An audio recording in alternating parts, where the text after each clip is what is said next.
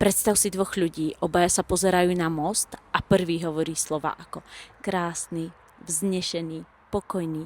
Druhý človek sa pozerá na ten istý most a hovorí slova ako silný, mohutný, dokonca nebezpečný.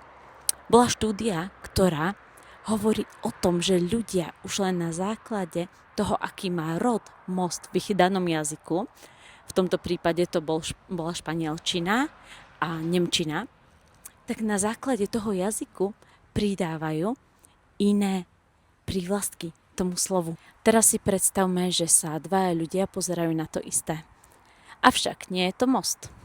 Jeden hovorí, toto je zlyhanie, čo pritom cíti. Cíti hanbu.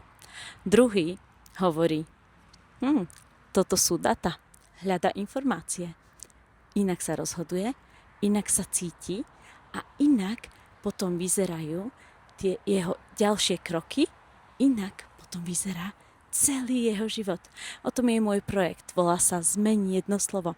Ak ťa zaujímajú takéto zámeny jedného slova na druhé, ktoré bude lepšie pre tvoj ďalší život, tak ma prosím sleduj, pretože máme pred sebou ešte veľa spoločnej práce.